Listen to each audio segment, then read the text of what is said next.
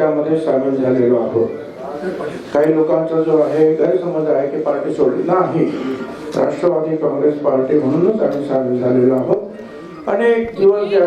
Sahyadri guest house जहां पर दरअसल वो प्रेस कॉन्फ्रेंस चल रही है, अजीत पवार को आप बीच में देख रहे हैं, उनके इस तरफ छगन भुजबल और दूसरी तरफ प्रफुल्ल पटेल को आप यहां पर देख पा रहे हैं. और किस तरह या राज्यामध्ये जर आपल्याला प्रश्न सोडवायचे असेल, शेतकऱ्यांचे प्रश्न आहेत, बेरोजगारांचे प्रश्न आहेत, तर आपल्याला नुसतं भांडण करून चालणार नाही. कुठेतरी आहे आपल्याला पॉझिटिव्हली जे सकारात्मक काम करणं गरजेचं आहे.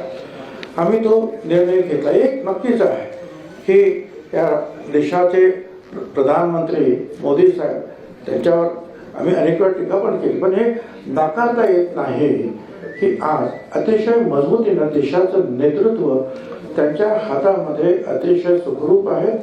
आणि ते जी कामं आहेत विकासाची, मग महाराष्ट्र सरकार असो किंवा भारत सरकार असो, विकासाच्या कामाला ताबडतोब निर्णय घेऊन किंवा जे काही अनेक प्रश्न जे आहेत त्या किचकट प्रश्नावर सुद्धा निर्णय घेऊन त्यांनी समाधान करण्याचा प्रयत्न केलेला आहे. विशेषतः माझ्यापुरतं तर बोलायचं झालं तर ओबीसीचे तर अनेक प्रश्न आहेत, अनेक प्रश्न आहेत आमच्या ओबीसीचे. आता हे ओबीसीचे प्रश्न जे आहेत हे जर सोडवायचे असतील तर भारत सरकार आणि राज्य सरकार यांच्या सहकार्याशिवाय तर सुटणारच नाही. ते करताय, परंतु आतमध्ये राहून जे आहे ओबीसी समाजाचे.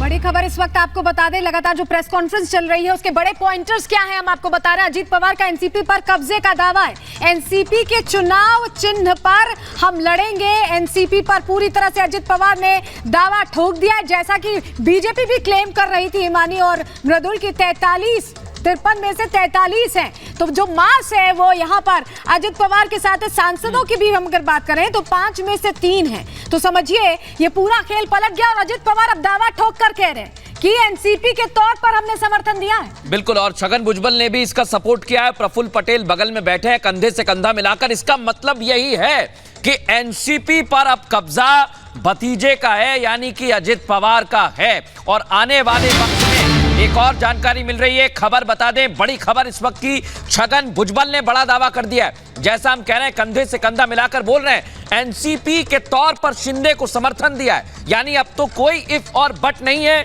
एनसीपी के तौर पर शिंदे को समर्थन दिया है. यानी अब एनसीपी के कई विधायक, मैं इसलिए दावे के साथ कह रहा हूं क्योंकि हिमानी तीनों बड़े नेताओं ने कह दिया है.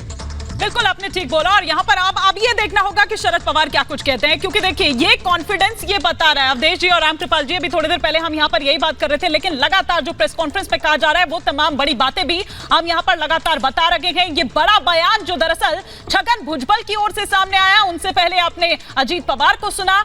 एनसीपी के तौर पर शिंदे को ये एक समर्थन है वो दरअसल एनसीपी के तौर पर दिया गया है. तो मतलब अब आप समझ जाइए कि जो बड़ी बड़ी बातें अभी कही जा रही थी या कहा जा रहा था कि अभी भी जो विधायक उनके संपर्क में है, हालांकि कौन से विधायक हैं उनके संपर्क में, ये देखने वाली बात होगी सलोनी, क्योंकि 53 में से 43 अगर वो लेकर आ चुके हैं. और यहां तो वो ये सीधा कह रहे हैं अभी थोड़ी देर पहले सुधीर मुनगंटीवार कि पूरी की पूरी एनसीपी उनके साथ है. मतलब शरद पवार और सुप्रिया सुले ही तो छूटे होंगे बस, बाकी तो सबके सब उधर ही है. वो यही कहना चाह रहे हैं, क्योंकि सांसद भी ये कह रहे हैं कि वो उनको समर्थन दे रहे हैं और वो भी जल्द ही यहां होंगे और दिखाई भी दे रहे हैं.